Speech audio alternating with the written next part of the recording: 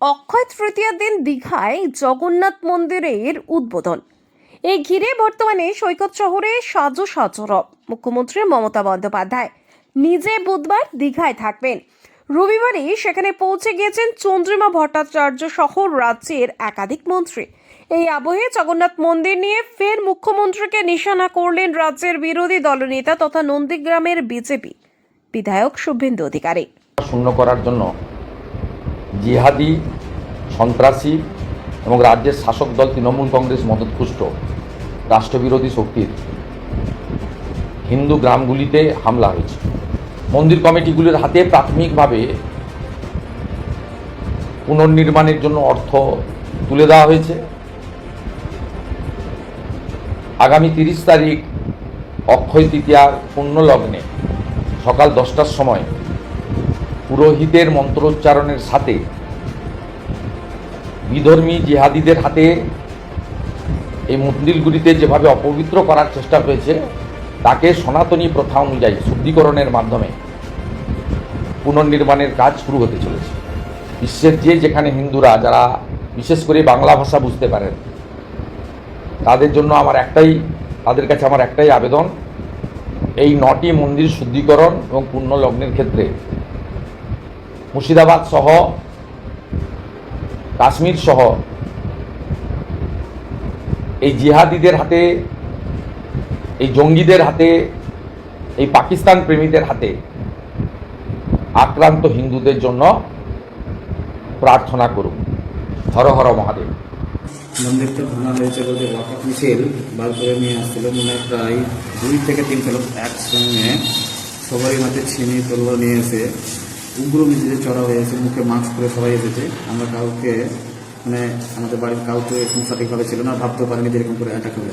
আমাদের এখানে প্রায় 2টো মন্দির, 3টে দোকান লুট হয়ে গেছে। মন্দিরগুলো যে অবস্থা ভেঙেছে সেই অবস্থার ভিডিও এইভাবে ভিডিওটা আছে।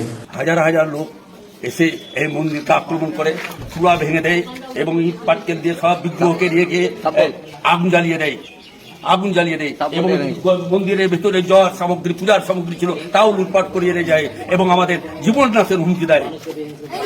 এ বিষয়ে প্রশাসনের কাছে এবং সকলের কাছে অনুনয় প্রার্থনা জানাচ্ছি, আমাদের রক্ষা করুন, আমাদের নিজ ধর্ম পালন করার সুযোগ দিন। ওরা সব এলো, হাজার হাজার লোক এলো, এসে সব ওপরে নিচে ভাঙা হয়েছে, তারপর ওপরে উঠলো, ওপরে উঠে মাথা ভাঙলো, ভিতরে ঢুকলো, ভিতরে ভেঙা চূড়া হলো, দেখো পেচ্ছাপ করলো দুয়ারে। বাবা বললাম তো দুয়ারে পেচ্ছাপ করলো, বাবা ভালো না। যখন ভাঙা হয়েছে তখন আমাদের বাড়ি ঢুকলো, হাজার হাজার লোক ঢুকে বাড়ির ভিতরে এই যে জানলাটা ভাঙা হয়েছে। এগুলো আসলে অকাপ আইনের বিরুদ্ধে প্রতিবাদ নয়, লুটপাট করতে এসেছে। লুটপাট করার তাগিদে কিন্তু এটা শুক্রবার প্রথম হয়েছিল, বৈকাল 4টার সময়। আশেপাশের এই লোক একদম 2টো পর্যন্ত তছনছ করে। মন্দিরের দান বাক্স ছিল, দান বাক্স তো নিয়ে পালিয়েছে, সোনাদানা চাঁদিগুলো লোক নিয়ে পালিয়েছে, আসবাবপত্রগুলো জলে ফেলেছে, এমনকি কালীমাতার যে ঘাটটা আছে সেটাকে পুড়িয়ে পেচ্ছাপও করেছে মন্দিরে।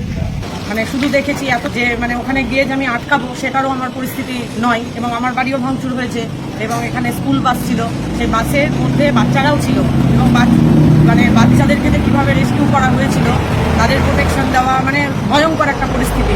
এবং মন্দিরকে যে এমনভাবে ভেঙেছে এরা, আমরা কদিন আতঙ্কিতই ছিলাম। জিহাদিরা এই কাঞ্চনতলা দুর্গা মন্দিরে প্রথমেই এসে যেভাবে তাণ্ডব চালায় এবং অ্যাটাক করে, সেই প্রায় 4 ঘন্টা যাবত এই মন্দিরের উপরে নিন্দনীয়ভাবে একজন যেভাবে ভাঙচুর করা হয়েছে, জিহাদি দ্বারা তাণ্ডব চালানো হয়েছে, মন্দিরে প্রস্তাব করা হয়েছে, মন্দিরের যাবতীয় যে সম্পত্তি ছিল, মায়ের ঘর, মায়ের গহনা লুট করা হয়েছে।